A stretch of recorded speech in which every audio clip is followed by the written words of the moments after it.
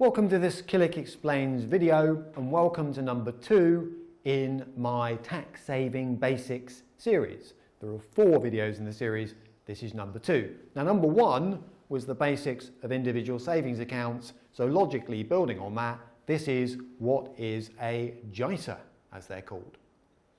So, investing for children, or on behalf of children, is pretty key. I have 2 myself and it's a constant worry. Why? Economic uncertainty seems to mount by the day, by the year. House price affordability just seems to get worse and worse and worse for one reason or another. Defined benefit pensions of the sort enjoyed by my parents are not going to be enjoyed by me and are not going to be enjoyed by my children. It's highly unlikely, even if they work for the state.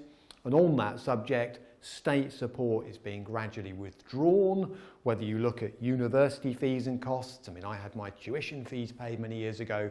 My kids certainly won't do. The retirement age for the state pension keeps rising.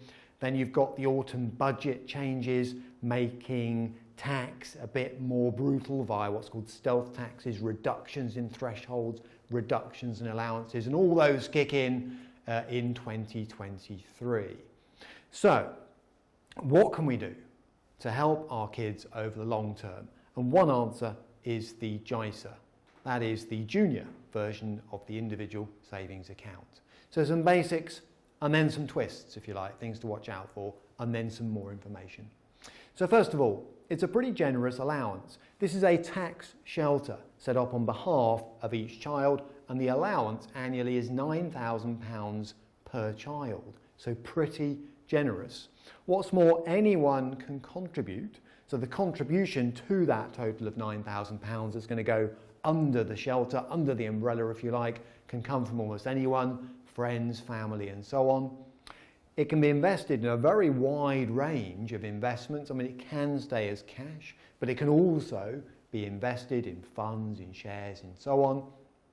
And once under the shelter, those investments or that cash is protected from income tax and capital gains tax. So in other words, dividends paid on the shares within the shelter, tax-free. Any gains on the investments within the shelter, capital gains tax-free.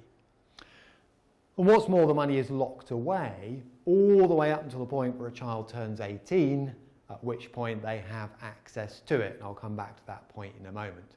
So those are the basics. Now, what about the twists, as I call it? Other useful things worth knowing. Number 1, the JISA allowance is use it or lose it. In other words, if you want to make a contribution on behalf of a child, it needs to go in by the 5th of April, and ideally a bit earlier than that to allow for the processing and so on. Otherwise, you lose the allowance. You can't change your mind and catch up a few months later. It needs to be opened by a parent or guardian, but once open, anybody, potentially grandparents, other family members, friends, and so on, can contribute. Watch out for the fact that age 16, technically a child has control over the investment strategy, albeit they can't access the funds yet. They can also open an adult cash ISA from the age of 16 onwards.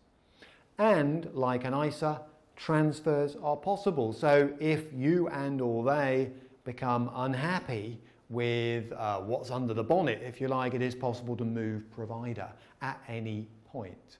Okay, so movements to and from other providers are possible, and it's possible to move money in from a child trust fund, and that actually creates a kind of additional allowance when you choose to make that move, should you have one of those already set up and wish to roll it into a junior ISA. Now, there are nuances around that decision. It's not an automatic decision, but it's worth being aware of. All right, and finally, worth saying that when a child turns 18, they don't have to take the money out, and in fact many parents would encourage them not to do that. The JISA can be rolled into an individual savings account aged 18, and that's something I covered in part 1 of this short series. So, what are the takeaways on what is a very short video with a reference source at the end?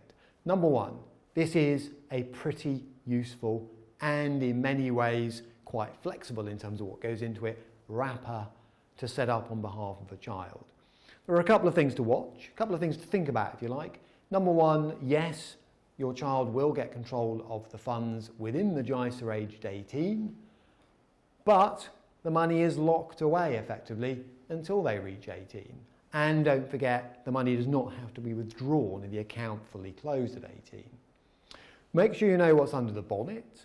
In other words, think about, if someone can't take a bit of risk when they're age 2, or you can't take a bit of risk on their behalf, when can they? So don't be too conservative, I'd suggest, when it comes to loading up a junior ISA. You want to give it a runway, there's plenty of time to grow those funds, if you like.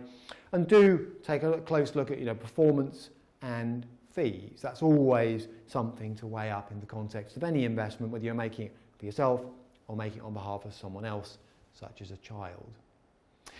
Now, if you're thinking, crikey, quite a lot of information in that video, where can I find out more? Well, I've got some answers to that question.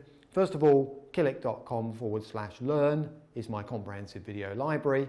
And secondly, there are several guides, they look a bit like these next to me, available, which explain some of this in context and in a bit more detail, and that would be editor@killick.com.